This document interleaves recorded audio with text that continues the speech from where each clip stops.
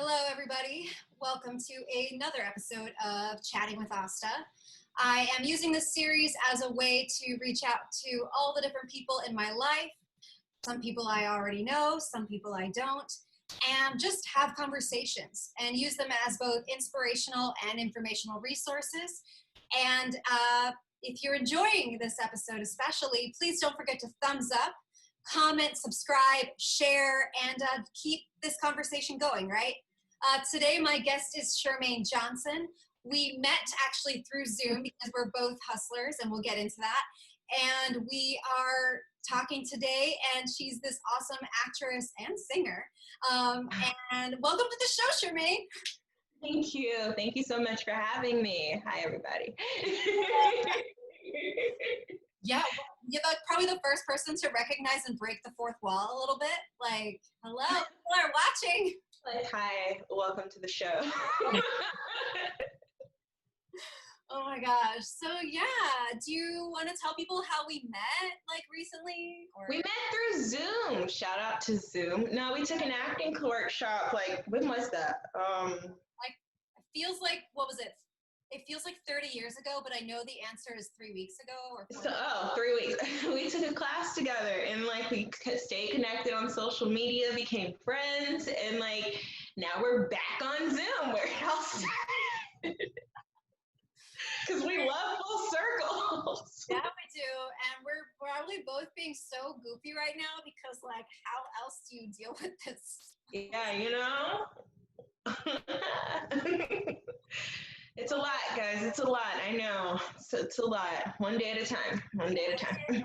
But we met, and I think it was Aaron Schoonover, and it was a really nice vibe. And I've done a few different workshops, but that one in particular, everyone was like adamant about connecting afterwards, and we all have. We all have, yeah. It's been really nice. Very different. And I just like, I don't know, I immediately was just like commenting all your stuff because you have such a castability about you. Like, there's like this energy where you're like, I don't know, I'll find a part for her if there isn't already a part. Like, if I was a casting director, I'd find her. So that's how our kind of like. Thank you. That's our energy, I guess. Yeah. Yeah, I very much thank you for that. I feel like there's a spot out here for everyone. There's a part for everybody, even if it hasn't been written yet. It's a part out here, guys. Yeah. It's coming. How I want to ask you about your acting journey. Like, when did it start? How are you, like, and you've obviously been finding ways to adapt and hustle, but like, tell me about it. Well, I've always been a performer. Ask my mom and my family. I've just always been a little drama queen. You know, I think they're going a little extra, but you know, we'll let them have that.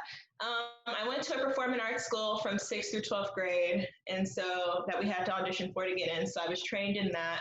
But I also didn't just want to be a performing arts kid. So thanks to my mom, I was also able to participate, in volleyball. And I started doing volleyball while also doing musical theater and theater acting. And then I just decided that I was going to go be a professional volleyball player.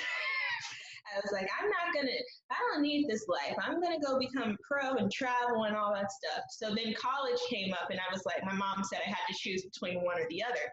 Yeah. And I was like, the whole place said that. And I was like, I want to do both.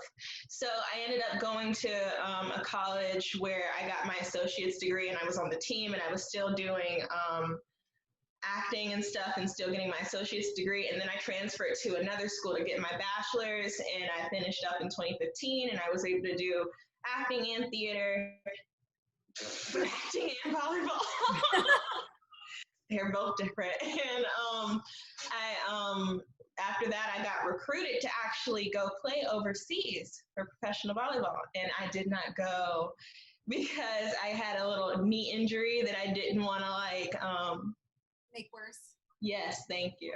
So I was like, well, while I'm in school and while I have like this opportunity, why not I'm in school getting all this debt, and I love doing what I'm doing, but I should probably showcase, like, put more time into what I love. So then I really started looking into the acting stuff, and then I got my bachelor's in 2015, moved back home for a bit, saved some money, and moved out to New York City by myself with one suitcase.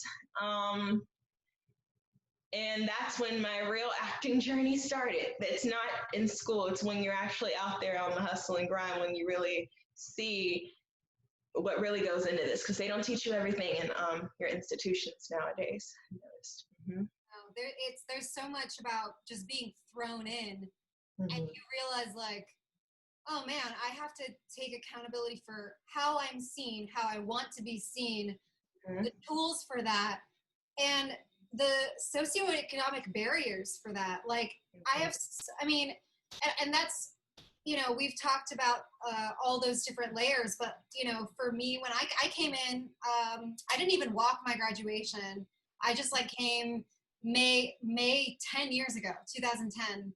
And I just started, and I thought it was just going to be, I don't know, I was just going to be in Broadway or something. I was just like right away. I always think that's so insane. That's what we always think. We're always like, oh, okay, well, we already got the degree. So Yeah. why is this chair squeaking? It'd be like, we already have the degree. So like, why? We're going to be fine. And then you get out there and it's like, it doesn't really matter if you have the degree or not. There's so much that goes into like your marketing, your imagery, the classes you're taking, the networks you're taking. And it's also hard to stay. One thing, when I moved out to New York City, one thing I realized that a lot of the time it's hard to stay true to you. You'll be thrown in situations where it's going to be you testing who you authentically are versus who you are trying to be to impress other people. And I just wasn't, I wasn't for that. I think I tried that route for about 3 days. And, and I was like, like this is just not it. I'm not like, and I feel like a lot of it is society, because even during this time, like have you had time to really think about like as an actor or as a performer or somebody who's really wanted to get the gig or really get the part, that you mentally compromised your morals to be like, I'm willing to do whatever it takes to get a part. And that's just not a good mindset, guys, because not only are you starting a bid war with like your mental, but also like what you want to represent to other people, what you want to showcase. Like your talent will speak for itself. I just really believe in you staying authentically true and remembering why you decided to do whatever path you want to do, and not folding when it gets tough. Don't compromise your morals for anything, because there, like I said, there's a part out here for everyone. As long as you're continuing to do the work, stay on your personal grind, and encourage yourself. No, don't need anyone else to encourage you. You should be your own best friend, first of all. Yeah. And then you should, then from then on, like you'll start developing a confidence and a self-esteem where it's just like, yeah, I am enough. I am worth what I want. I'm willing to work hard. I'm willing to go the distance, and I'm willing to get something based off of my own merit. Yes. That's just what I believe, yeah. I completely agree. I mean, and I think that, you know, in some of the conversations we've had before today, it's a difficult thing when you're not just, for lack of a better word, a cookie cutter, just white-blooded American. I don't know. Mm-hmm. Like, it's very different. When I first moved to New York City, I took because I was like, I'm here now. I live in Washington Heights, Manhattan. I'm about to tear it up. I took my first, I had my first audition and my first acting class all within the same day. And when I first walked into the audition, I was told to be more urban, or be more as you are not, is what I was told. They were like, can you be a little bit more not like you? And I was just like, no. But I was very confused, because I was just like, people really talk to you like that. People really, and then like to go from that, I knew I bombed that audition, because I was just like, you know, straight off the street, straight off the state, and like just coming into New York. But then I went to a class, and the first class I took, they were like, okay, so if you're going to make it, you're going to need to be more urban. Back to back. And I was like, okay, it looks like we're working with some problems here, because I really don't agree in how people in general perceive the term as urban. Because why are you trying to box us in? Like, not just me, but just anybody who's not the actual like antidote to what you feel like it should be, or this character should be. Why do they have to be this certain type of way? for just to get their point across. As long as you're genuine, and it's not even that you're just absolutely wrong for the role. It'll be little things. Be like, well, I feel your emotion. I feel how genuine you are through your emotion, but I just don't feel it from you. So I really need you to tune into like someone completely not like you and bring the same feeling and emotion to that character. And I just never really got that type of like terminology. Oh, I've had the same kind of like issues with I've talked with you before about how in the past like 2-3 years, I've had blonde hair. But before that, I was always forced by different representatives and different casting to lean in to my Latinx, which was supposed to dye my hair much darker. I was supposed to enhance the accent that I get when I maybe have a little too much to drink and I'm not remembering how to speak. I am supposed to play victims or women that are victimized in situations for being a certain ethnicity. And I say certain ethnicity because apparently I'm so lucky to look ethnically ambiguous. Like apparently it's so lucky for me. It's a freaking gold mine that I get to play the wife of a terrorist and a maid. Like, which is kind of lucky. Ethnically ambiguous is really in there, and it really sucks because yes, I understand that what people want is they want to showcase blending and how like blending is normal. But I just feel like the way they're going about it, I'm like, we're not just blended people. We can play so many other, the range is there. Yeah. And I feel like a lot of it, some of it is just people not really wanting to dig deep into what actually they could market out of people just being like themselves. You shouldn't have to force yourself to be not something you're not, but just like something that you wouldn't be comfortable with. Like, you know, it's all about, and ethnically ambiguous has been trending for so long. And I understand why, because it's going with reality, but I'm just like, don't forget the other people who aren't ethnically ambiguous and people who still have stories to share. And I know they go off of looks and everything, but I'm like, what about heart? Like, you know, I just really, and I know some will probably say there's no heart in the industry. There is heart in the industry. Like, there's lots of heart within the industry. There are very nice people in the industry. Can the industry be a little, you know, yes, but like you have to find the specific pockets because it's not all bad. Like with everything, it's not all bad, but it's bad enough where it's affecting us. Yeah, and people should talk about it because I feel like every few years, I feel like we're on the precipice of actually acknowledging these issues with just the terms of forced diversity. Like, why can't we just naturally look for the people that like fit the roles and also make an effort to do proper blending, as you put it? Like, why can't we just do that? And also like, bless you, but why, like, I have such a hard time with it because, like I said, in the past 2 years, all of a sudden I'm being considered for the roles that fit the archetype that I'm best suited for. Like, not just based on my qualifying identifiers, my demographic identifiers, like legitimately like just every woman, every man type roles. And it's like, damn, why? And I had to make those for myself before. And yeah, I mean, you were right earlier to talk about schooling, how it doesn't prepare you because it's such an ideological place. And I came from a college where I was recruited by arguably one of the most beautiful men to ever walk this earth, Ken Washington. And he really believed in having diverse voices in his program. And he also really believed in us embracing our individual stories and the strengths of being able to capitalize on that. But when you come out to the real world, you're still going to be the side piece to, you know, whoever is the it girl of the moment, you know, and that's Yeah, I'm just over here choking on the truth.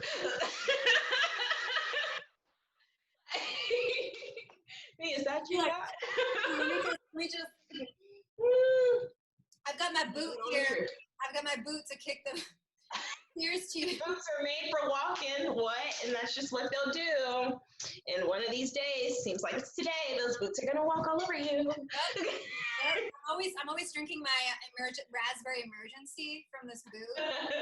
Gotta keep my immune system fighting, because Yeah. I'm not gonna let any of these viruses in, any of these ideas. Yeah, none of it. We don't want any of it. But no, I absolutely really appreciate you even like speaking your truth and being able to shed some light on what people don't see, because there's a lot that people don't see where it comes up with the schools, the institutions, the extra arm and leg they go for people who are not who they see as worthy of being brought into their institutions. So they try to market you, they bring you in.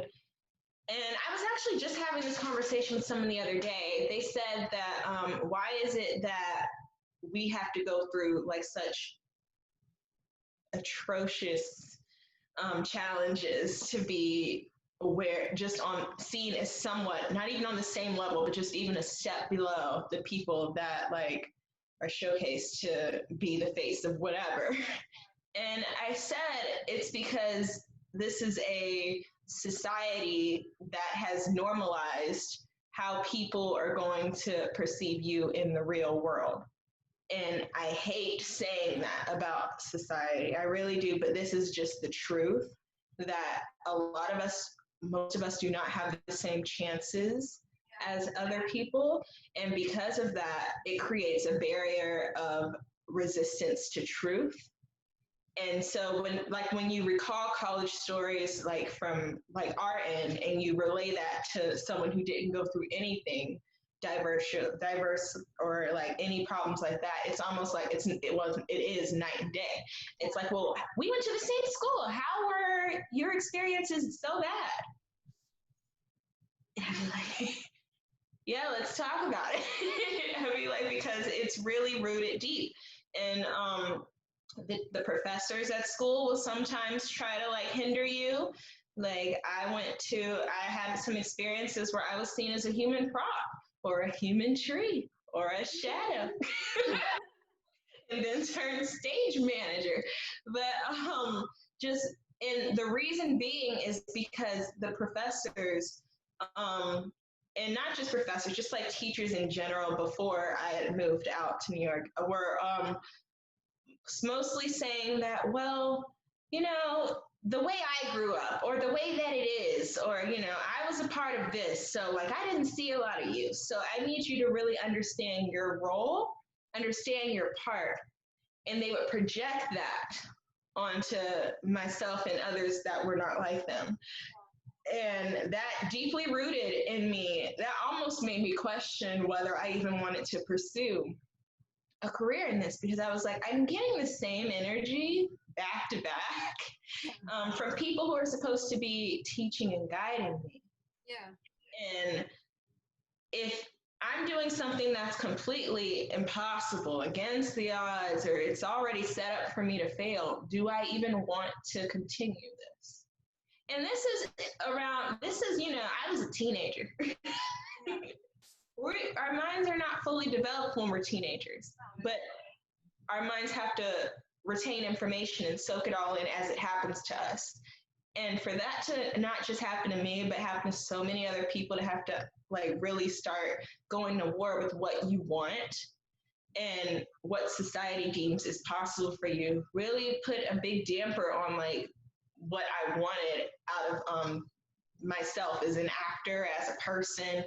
That's why I'm really grateful for my family, because I have very deep family roots. We're very close, so close where if I ever have like a bad thought or something like that, my mom would be like, Chermaine, shut up. Chermaine, you just being dramatic. Be like, people were gonna be trying. Like she was like, if people are just gonna, what did she say? She was like, if people have the ability to bring you down this early in life with something that you want to do, where it's a field where people are gonna judge you all the time, then I don't even know why you're doing this. I don't even know why you're wasting my time. You got to be strong. You got to have thick skin. And she really instilled in me the ability to listen, as well as my grandmother, really instilled in me the ability to listen and empathize and understand that people who are not like you are not going to sympathize or empathize or understand your journey until they want to, until they want to learn about it. So that really put me back on the track to be like, well, I can control what I say, how I say it, who I'm addressing, and I can control me. I can control my actions. These people are going to say whatever they want to say, and they're going to say it to deflect me. It is my responsibility to decide how I'm going to let that. It's wrong with what they're doing, but it is my responsibility to see if they're going to stop me from being the best me that I possibly can. I know I have a right to be here. I'm not going to let anybody stop me. And that just goes, I feel like that goes for everyone. We have a right to be here. Yeah. You should, we just have a right.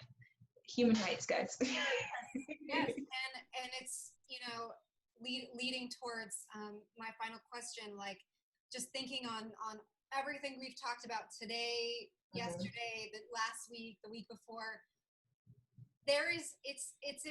I'm hoping right now that there's this energy in the air, right? This energy in the air that is like this thing, and I know it's a pandemic and this is poor wording, but this infectious energy that is going into people, that is allowing them to be put in that place that allows them to see. I hope that, in the past, every time that I have made an effort to, growing up the way that I did, it has never been a convenient or impolite thing to talk about humans' rights. It was always like, it is my body, my choice. No person is illegal. Black Lives Matter. Those were statements. That's just like, duh. It's like, it's a big duh. It's a big duh. But I have a tendency to not have, for many reasons, including that, not have a censor, not always be what people would consider polite. And so I have gotten in fights with people I care about where I call them out on neo-Nazi behavior.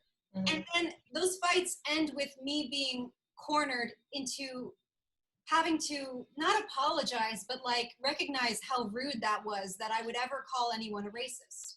How rude it is. So having said all that, and trying to take the wind and the sails of the energy that everyone's on, so that we don't have to feel like abrasive in carrying people. What message do you want me to impart on the universe on your behalf today? I have a few things to say, actually. The first one being, you shouldn't have to apologize.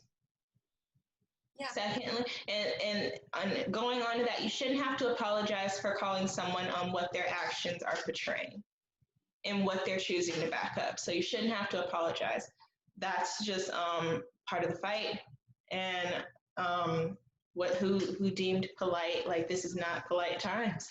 I also want to, my message is, and going on now, my message is, I want us all to really look around and take a look at the world and understand that, taking every single thing that's happening. And I want you to understand that this is not the first time that this has been happening.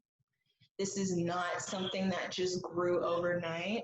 This is not something that just woke up one day and decided that this is going to be the world now. I really want people to really look deep within themselves, really educate themselves, unlearn some things that you have been taught by society or specific people or specific institutions, and understand that we are not here to be a problem. We were never the problem. If you can really only see that when you decide to open your eyes and really look back and educate yourselves and share education on what is really the root of the problem with society nowadays, so we can start making like fresh steps to like get to a better history, a better era, because I feel like we're all going through it. Like we are all going through it a lot more than others, but it's a nice eye opener for so many. And I just feel like the more we continue to open our eyes and the more we continue to use our voice for good and for education purposes and just leading with kindness, being a place of love, but also a place of firmness. We have to start holding each other accountable, guys, and we have to start standing firm in what we know is right, even if it makes us uncomfortable. Because if we silence ourselves, we're just declining so much progress that could be made. So I just want to say, continue to work on yourself, continue to work on your knowledge, continue to be a person that people can lean on, people can come to, and understand like privilege is a real thing. If you don't know about it, just research about it, ask about it, because there are some things that you can do that I cannot do without having people follow me around. So, and that's just like in general. And I feel like I want you to learn, and I want you to understand that not everything you see on TV is the full story, and not everything that you hear from people who have been around the way is factual. A lot of people will misconstrue things just to make it seem like what they're standing for is correct. And you need to be the adult person that you are to really do research and really look into what the truth is, both sides included, and really figure out like where you stand in this. And that's just my message. Yeah, I am with you, Chermaine. I will always be with you. And thank you. It is so important to recognize that this isn't new. This isn't a new trending topic, as you put it. Do not make the deaths of many, we shouldn't have to make more hashtags, right? We shouldn't have to be afraid to have these conversations, because they need to be conversations. And we need to be uncomfortable, because everything in my life, this subject and my career and life in general, discomfort is where progress comes from. That is the only place. So I will link some resources like I've been linking all week, guys. And, if you need something easy, I think you'll agree with me, Chermaine, but like, watch Ava's documentary. It's on Netflix. Just watch it. It's really simple.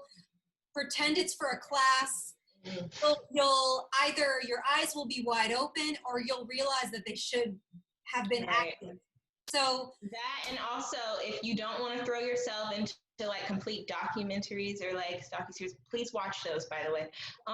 Also, if you want to take baby steps, your friends. Yeah. Your family. If you don't want to go straight to family because you already know how that's going to be, your friends. Yeah. If they're really your friends, you guys know what I'm talking about. Yeah, and don't be antagonistic. Exactly. Do it from love, but you can bluntly call things out. And like I've learned that over the years. I grew up in the South too. I grew up in Texas. There's a way. I'm actually really lucky in that sense. Like in Texas, they're very blunt, even if they're saying the meanest thing to you. Same, yeah. In Minnesota, they got that Minnesota nice, where they completely avoid confrontation. So to me, everything going on right now is that being head to head. I'm from the Carolinas, so like y'all gonna get it as it is. Thank you so much, Chermaine, thank you for having me. For just being you, and for being on this show, and for being open and talking, and keep shining. And people check her out, because she is just skyrocketing right now. And thanks. We are one day at a time, guys. Thank you. But thank you so much for having me. Everyone have a good day and stay safe.